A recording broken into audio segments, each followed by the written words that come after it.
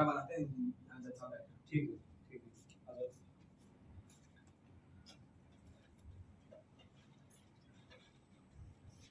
तो your honour, मुझे अपना बयान जारी रखने की इजाजत दी जाए और मुजरिम के वकील साहब को कहा जाए कि वो बीच में ना बोले।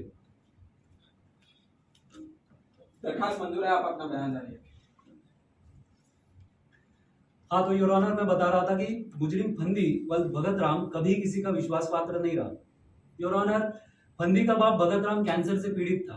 पोस्टमार्टम रिपोर्ट के अनुसार कैंसर की बहुत बिगड़ी हुई हालत होने के बाद भी वो कम से कम 1 माह और जी सकता था। योर ऑनर, जिस दिन हत्या की घटना हुई, फंदी शराब के नशे में धुत लौटा। लौटने पर उसके बाप ने उससे पूछा कि क्या वो दर्द कम करने वाला इंजेक्शन लाया है। इस प्रश्न पर फंदी भड़क उठा। इसके बाद दोनों में कहासुनी हुई, बात बढ़ गई और फंदी ने आओ देखा ना ताओ अपने बाप का गला घोट दिया। योर ऑनर, जब वो अपने बाप का गला घोट रहा था तब भोला दरवाजे पर खड़ा था। उसने हत्या का पूरा दृश्य देखा है और पोस्टमार्टम रिपोर्ट से भी यह स्पष्ट होता है कि हत्या गला घोट कर की गई है और इसीलिए योर ऑनर, मुजरिम फंदी वल भगत राम पर ताजरात हिंद की दफा 302 के अंतर्गत कत्ल का जुर्म कायम किया गया है। नहीं, ये सच है योर ऑनर कि उस दिन फंदी रात को घर लौटा था और शराब पीकर नहीं, उसके पास तो फूटी कौड़ी नहीं थी शराब पीने के लिए।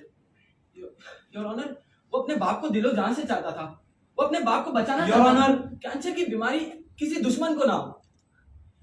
हुजूर, फंदी के बीवी के गहने बिक गए थे, घर के बर्तन बिक गए थे, नौकरी छूट गई थी, फिर भी उसने अपने घुटने नहीं टेके।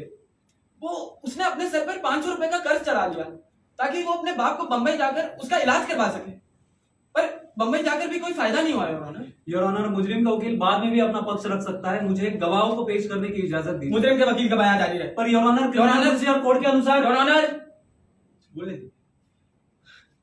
बाप की बीमारी में फंदी नंगा हो चुका था, उसके बीवी बच्चे तबाह हो गए थे, उसने खान से कर्ज ले लिया था, गांजे की स्मगलिंग पर मना करने पे उसे नौकरी से निकाल दिया गया, उसके बच्चे दाने दाने के मोहताज हो रहे थे, वहां उसके बाप का दर्द बढ़ रहा था, वो बच्चों की तरह चीखता चिल्लाता था, बिन पानी मछली की तरह तड़पता था। योर ऑनर, योर ऑनर, बचाव का वकील तो किसी नाटक के अभिनेता की तरह बीच में मत बोलिए। योर ऑनर, फंदी का बाप ना तो जीता था ना तो मरता था, बस 24 घंटे एक ही रट लगाए रहता था कि मुझे मार डालो, मुझे जहर दे दो, कुल्हाड़ी मार दो, मेरे टुकड़े कर दो।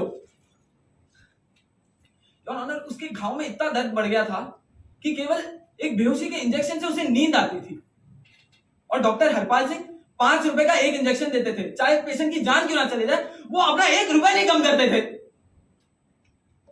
धीरे धीरे फंदी के पास बेहोशी के इंजेक्शन तक के पैसे नहीं थे। योर ऑनर, बचाव के वकील के बयान का मुकदमे से कोई संबंध नहीं है। मैं अदालत से मैं आपसे दरखास्त करता हूं कि मुझे बोलने दीजिए।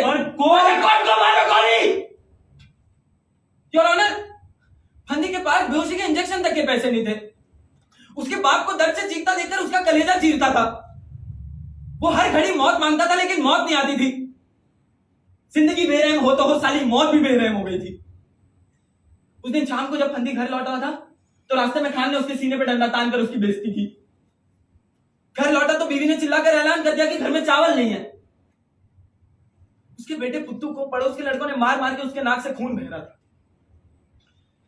घर पे कदम रखते ही बाप ने पूछा, बेटा आज इंजेक्शन लगेगा? फंदी ने कहा नहीं।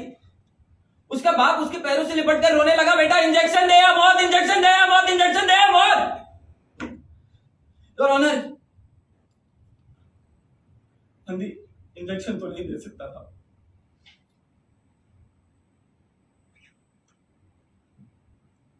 पर मौत तो दे ही सकता था।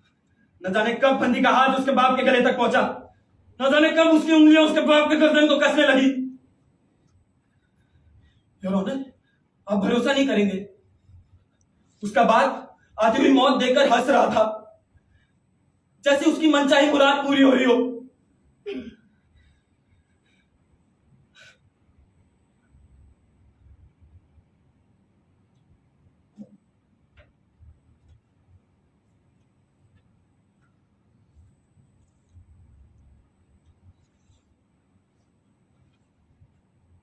इसी तरह फंदी का बाप मर गया।